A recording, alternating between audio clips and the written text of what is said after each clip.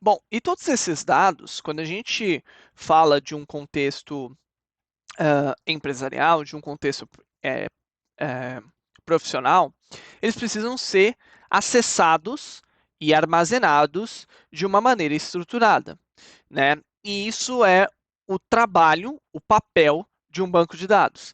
Em essência, um banco de dados é um sistema na qual arquivos são armazenados. E ele é um sistema dedicado para gerenciar o registro de arquivos. Ou seja, qual é o papel de um banco de dados?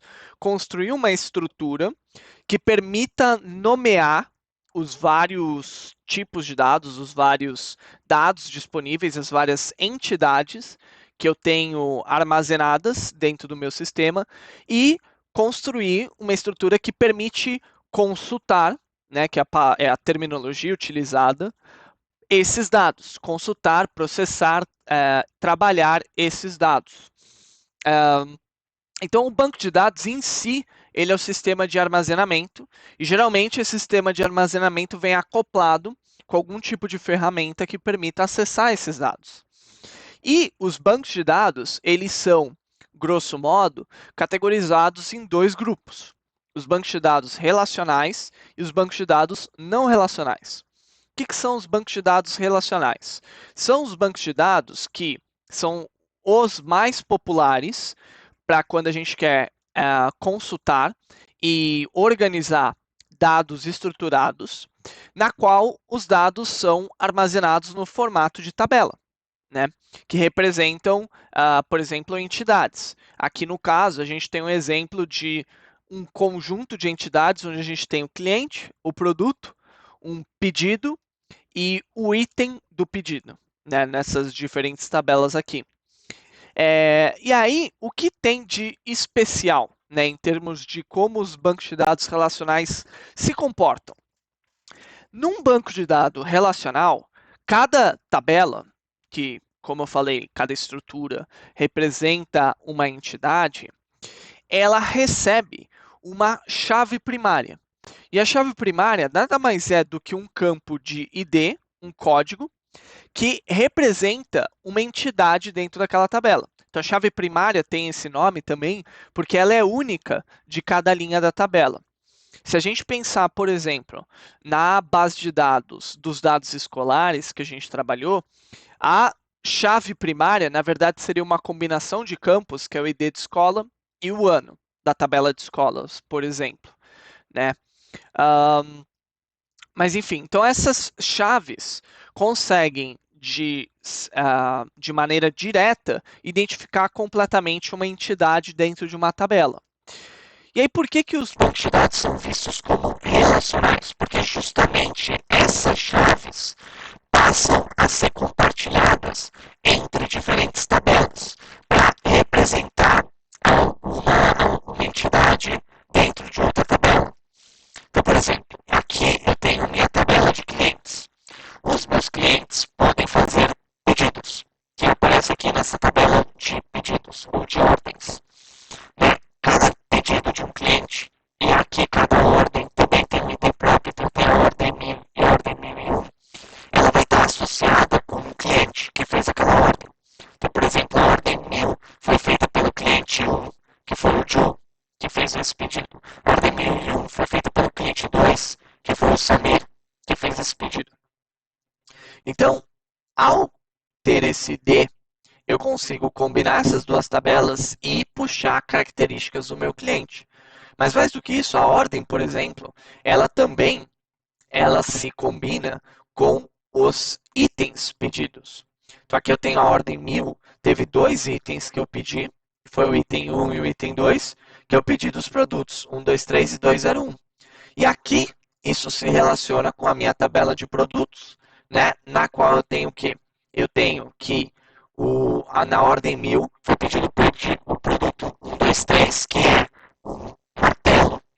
Aqui a ordem 1000 também pediu o produto 201, que é uma chave de fenda, eu acredito.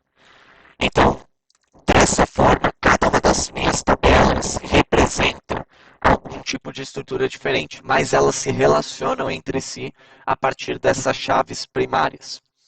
Né? Se a gente pensar no nosso contexto de trabalho, a gente tem a base de escola, que tem o ID de escola ano, e a gente tem a base de DEB, que também tem o ID de escola ano. Eu vou ter, no caso, por exemplo, a base de matrículas, que tem a matrícula de todos os estudantes. E aí cada estudante vai estar associado a uma escola. Então, o ID da escola vai aparecer na base de matrículas. E assim, esses dados estruturados vão se relacionando. E esse é o principal papel de uma estrutura de dados relacionais. Exemplos de bancos de dados relacionais seria o MySQL, o MySQL, Postgres, um exemplo de dado relacional, o SQL Server, Oracle Database, são todos exemplos populares de bancos de dados relacionais. E do outro lado, a gente tem os bancos de dados não relacionais. E os bancos de dados não relacionais, eles têm esse nome porque esse relacionamento implícito, esse relacionamento forte, explícito, vamos dizer assim, entre as diferentes tabelas, aqui ele não vai existir. E mais do que isso, eles vão ser bancos de dados que vão ser utilizados para guardar informações que vão estar semi-estruturadas. Então, os bancos de dados não relacionais são muito mais populares para lidar com os dados semi-estruturados e os dados não estruturados. E aí, os bancos de dados não relacionais, por sua vez, eles se dividem em grupos, em tipos de bancos de dados não relacionais. E aí, aqui tem vários tipos, mas eu estou colocando aqui quais são os mais populares. O primeiro tipo mais popular é o conhecido como chave-valor, né? Em que aqui eu estou representando a minha tabela de produtos no formato de chave-valor, onde eu tenho a chave, é como se fosse o ID do produto, e o valor são todas as informações daquele produto. Então veja que eu tenho um texto aqui que combina tanto o campo de nome quanto o campo de preço. Então cada registro tem um valor direto associado. E aí você pode se perguntar, tá, por que eu iria preferir essa estrutura no lugar dessa estrutura? Bom, aqui entra um pouco a discussão de características do seu problema. Né? Então, por exemplo, os bancos de dados de chave-valor, vocês podem pensar, ele é muito simples, eu estou perdendo funcionalidades. Mas, por outro lado, por ele ser muito simples, se eu tivesse que fazer muitas consultas à minha tabela de produtos, por ele ser simples, é muito mais rápido de eu incorporar, de eu encontrar os valores associados a uma chave do que nessa estrutura aqui. Né? Então, por exemplo, os bancos de dados não relacionais do tipo chave-valor vão ser muito populares quando eu tenho que fazer muitas e muitas e muitas consultas de leitura dos dados. Então, assim, isso vai ser verdade para todos os tipos de bancos de dados não relacionais e para os vários tipos de dados relacionais que existem também. Cada um deles vem com características que você pode pensar que eles perdem ou adicionam funcionalidades, mas que são criados para tentar tratar, para tentar atacar um problema em particular de uma maneira ótima.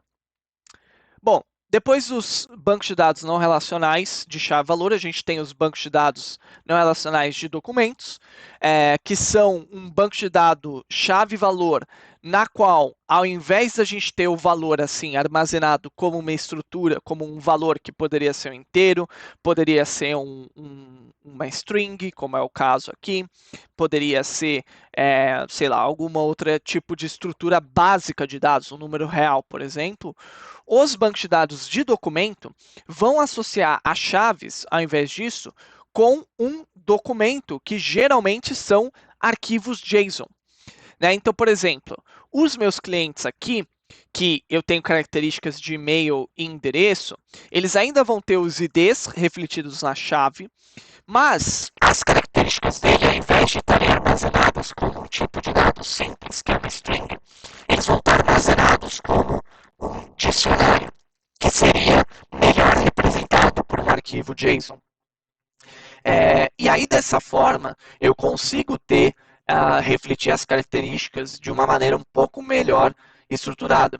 Então, a vantagem desse tipo de estrutura de documentos é, de novo, aquele exemplo que eu dei, que eu poderia ter ou não ter a informação de e-mail, e ao invés de eu representar isso aqui como valores nulos, eu simplesmente não vou ter essa chave numa determinada entidade.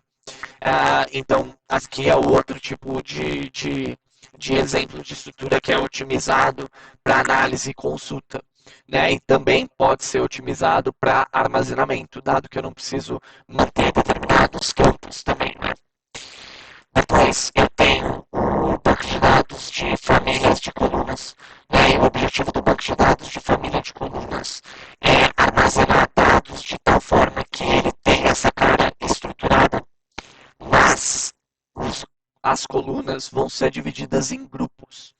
E por que isso é interessante? Porque eu vou poder construir consultas que me permitam obter determinados grupos de coluna. Então, por exemplo, se eu pegar a minha base de dados de ordem aqui, eu tinha aqui a chave do cliente.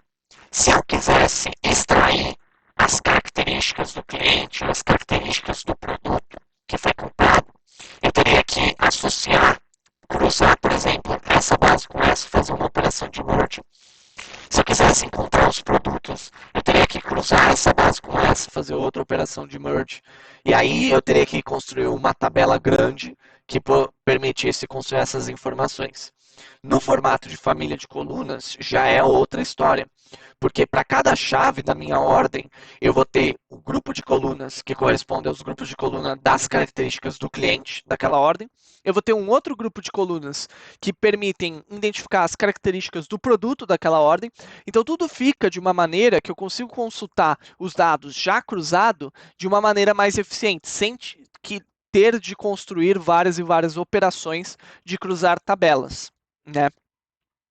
E por fim, a gente tem uma outra estrutura que a gente só vai trabalhar bem lá para o final do curso, que são as estruturas de grafos, onde a ideia é que cada nó de um grafo, que é esse carinha aqui, representa uma entidade e cada seta de um grafo representa como essa entidade se relaciona com outra entidade, com outro nó. Então aqui você pode ver, por exemplo, que o bem reporta para Sul e o bem trabalha na organização de hardware. Então ele é uma estrutura que me permite entender como as entidades, que poderia ser uma pessoa, mas poderia ser N tipos de entidades distintas, se relacionam com outras entidades também.